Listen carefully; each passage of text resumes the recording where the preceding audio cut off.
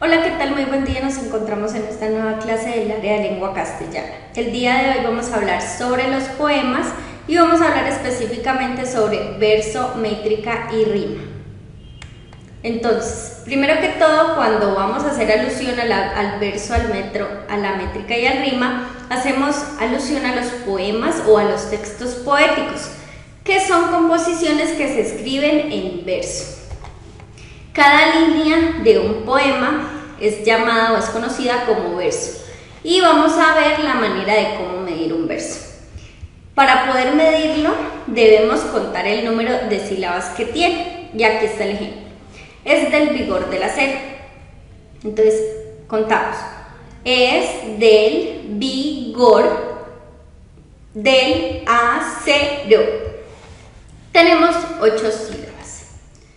Es importante que tengamos en cuenta que al medir los versos se debe apreciar 3 reglas importantes. La primera, cuando una palabra termina en vocal y la siguiente palabra empieza en vocal, forman una misma sílaba. A este fenómeno se le llama sinalefa. Vamos a ver el ejemplo. Mi verso es un ciervo herido. Entonces, como podemos observar, aquí encontramos 2 sinalefas. En la palabrita soes y en cier. ¿Ya? Entonces vamos a contar. Mi verso es un ciervo herido. ¿Ya? Entonces, como encontramos 2 sinalefas, solamente tendríamos 8 sílabas.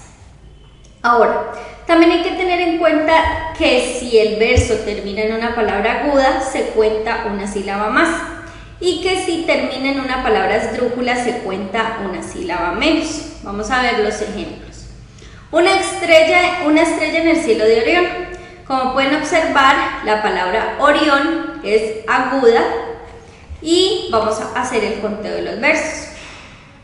Una estrella en el cielo de Orión. Como pueden observar, tenemos 10 sílabas. Contamos una más teniendo en cuenta que hay una palabra aguda. Tendríamos 11.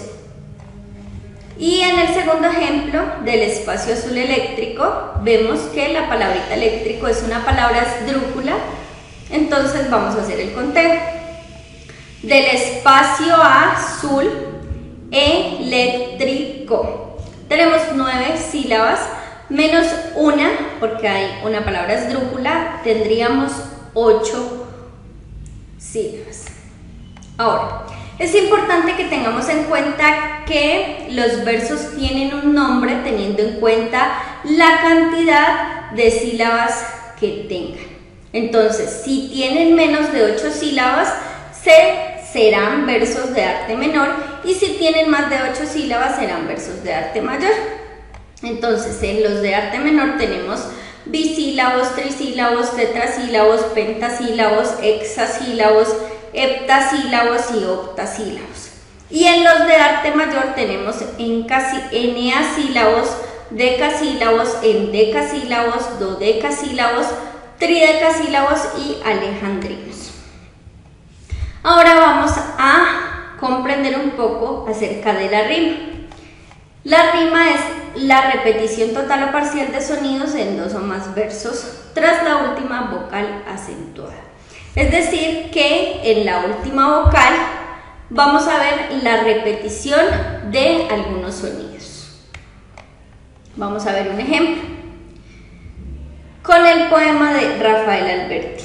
Deja, niño, el salinar del fondo y súbeme el cielo de los peces y en tu anzuelo mi hortelanita del mar. Como podemos observar, el primero con el cuarto verso terminan en ar y por eso hay rima. Y en el segundo con el tercer verso acaban en elo y por eso hay rima. Ahora, los versos que riman entre sí se nombran con las letras del abecedario A minúscula, B minúscula, C minúscula, solo si son de arte menor, es decir, si están hasta 8 sílabas, si tienen hasta 8 sílabas. Y con A mayúscula, B mayúscula y C mayúscula si son de arte mayor, es decir, si tienen de 8 sílabas en adelante. de 9 sílabas en adelante. Los versos que no riman con ningún otro del poema se llaman versos de tipo libre y se señalan con un pequeño guión. Ahora, la rima en los versos se puede dar de dos clases. Tenemos la rima consonante, que es cuando en la rima coinciden los sonidos, tanto las consonantes como las vocales. Tenemos como ejemplo maleta, chaqueta y camiseta. Hay una mezcla entre vocales y consonantes. Y en la rima asonante es cuando en la rima solo coinciden las vocales. Ejemplo, casa, ala, cara, peine, aire, baile. Como pueden observar, solamente riman las vocales.